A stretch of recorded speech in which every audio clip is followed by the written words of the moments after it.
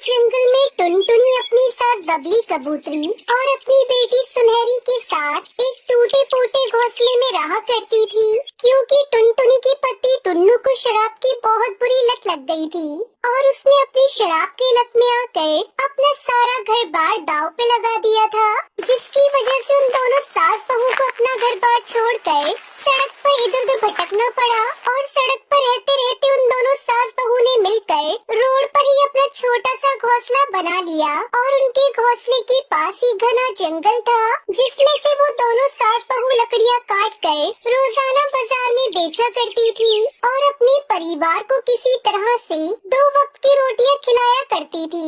ऐसे ही एक दिन टुनटुनी अपनी बेटी को खाने के लिए रोटी और प्याज देती है। ये देखकर सुनहरी गुस्सा हो जाती है। क्या माँ, आज फिर से आपने मुझे हमेशा की तरह रोटी और प्याज दी है? खाने के लिए मैं रोज रोज ये सूखी रोटी खाकर बोर हो चुकी हूँ। माँ, मुझे खाना नहीं खाना। ऐसा नहीं कहते बेटा, तुम्हें नहीं पता तुम्हारी दादी और मैं इस 2 वक्त की रोटी के लिए कितनी मेहनत करते हैं। मुझे आपकी बकवास नहीं सुननी है माँ, और ये रूखी सूखी रोटी खाने से अच्छा है मैं पानी पीकर ही सो जाऊंगी। इतना बोलकर गुस्से में खाना छोड़कर सुनहरी उठ जाती है और मटके से पानी निकालकर पीने लगती है। और जैसे ही वो अपनी टूटी फूटी खाट पर जाकर सोती है तो खाट गर्म होने की वजह से वो गुस्से में उठकर अपनी माँ से कहती है, पता नहीं भगवान ने मुझे किन गरीबों के घर में पैदा कर दिया है। इस टूटे फूटे घोंसले और तपती गर्मी में मुझे चैन से सोने को नहीं मिलता और न ही हम लोगों के पास हमारी मनपसंद का खाना मिलता है।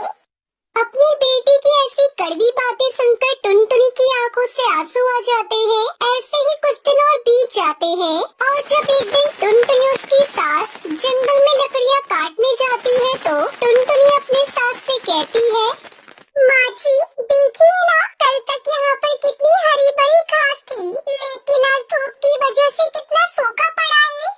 इतना कहकर वो दोनों सास बहू मटके में पानी भरकर उन सारी घास पर डालती है। और जब अगले दिन टुनटुनी और बबली फिर से लकड़ियाँ काटने जंगल में आती है तो वहाँ एक गरीब इंसान परिवार को घास इकट्ठा करता हुआ देखती है। अरे भाई साहब, आप ये घास अपनी गाय को खिलाने के लिए ले जा रहे हैं?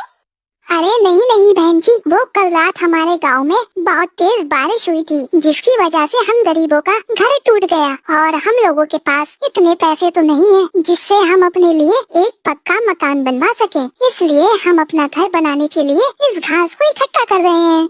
इतना बोलकर वो आदमी अपनी घास उठाकर वहाँ से चला जाता है। तभी टुनटुनी अपनी सास से कहती है, माँ जी, जब एक गरीब परिवार इस घास से अपना घर बना सकता है तो क्या मैं अपने बच्चों के लिए इस घास से एक बैग नहीं बना सकती?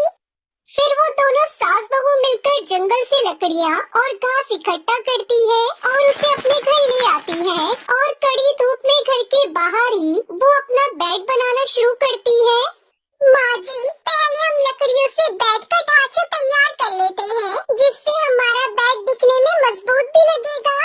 इतना कहकर दोनों सास बहू अपनी कड़ी मेहनत से बेड का ढांचा तैयार करती है और उस बेड के चारों तरफ घास की पत्तियां बिछा देती है और अपना दिमाग लगाकर वो उन घास की पत्तियों से सुंदर सुंदर तकिए और बिस्तर बना लेती है और उसे ले जाकर अपने घर में बिछा देती है।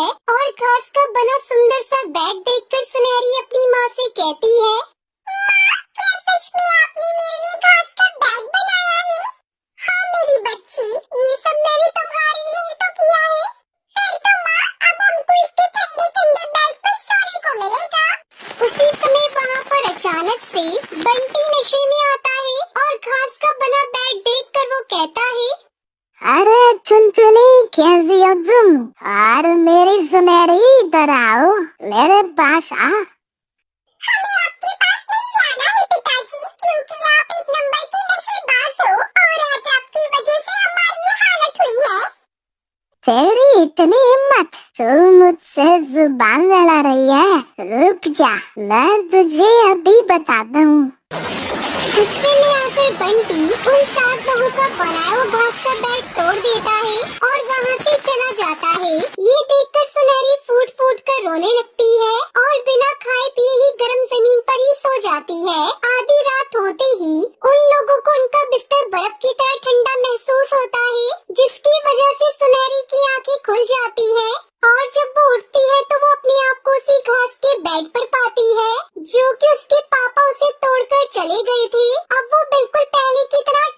चुका था। अरे माँ, दादी जल्दी उठिए, देखिए हमारा घास का बनाया हुआ बैग बिल्कुल ठीक हो गया है और हम लोग इसके ऊपर ही सो रहे थे। मगर ये चमत्कार हुआ कैसे बहू? तूने तो रात में उठकर इस बेड को दोबारा तो नहीं बनाया? नहीं माँ जी, मैंने तो इसे आज हाथ भी नहीं लगाया। उसी समय उस घास के बेड से एक आवाज आती है। घबराओ मत, दरअसल तुम दोनों सास बहू को नहीं पता कि जिस घास को तुमने पानी दिया था वो कोई मामूली घास नहीं बल्कि एक जादुई घास है। इसलिए जब तुम दोनों ने उस घास से अपना बेड बनाया तो तुम्हारा बेड भी एक जादुई बेड में बदल गया और अब तुम इसे जैसे चाहो इस्तेमाल कर सकती हो और यह जादुई बेड तुम्हारी हर एक इच्छा को पूरा करेगा। हे जादुई बेड, क्या तुम हमें खाने के लिए कुछ अच्छा भोजन दे सकते हो? उसी समय अचानक से उस घास के बेड पर बहुत सारा स्वादिष्ट खाना आ जाता है। ये देखकर सुनहरी खुश हो जाती है। ऐसे ही उस गरीब के घर में थोड़ी सी खुशियाँ आई ही होती है कि एक दिन सरकारी पक्षी आकर उन सास बहू का बनाया हुआ छोटा सा घोंसला तोड़ देता है, जिसकी वजह से वो लोग फिर से बेघर हो जाते हैं। भगवान, पता नहीं आप कब तक हम गरीब लोगों के साथ ऐसा ही करते रहोगे? कब तक हम लोगों के सर से छत छीनते रहोगे? बहू, अब हम लोगों को क्या होगा? माँ जी, आप चिंता मत करिए, ऊपर वाला जो भी करता है हमारे अच्छे के लिए ही करता है और शायद हम इसलिए इस टूटे फूटे घर से बेघर हुए हैं क्योंकि अब हम उस जादुई घास के बैग की मदद से अपना एक अच्छा बड़ा घर बना सकते हैं। और ऐसे ही एक बार फिर वो दोनों सास बहू मिलकर उस जादुई घास से अपना एक सुंदर सा घर बनाती है और कुछ ही दिनों में उनका घास का सुंदर सा घर बनकर तैयार हो जाता है। जिसके बाद टुनटुनी अपने उस घर में घास का बेड और घास की कई सारी चीजें बनाकर तैयार करती है और उस दिन के बाद से उन दोनों सास बहू की जिंदगी पूरी तरह से बदल जाती है और वो लोग अपने बच्चों के साथ खुशी खुशी अपना जीवन व्यतीत करने लगते हैं।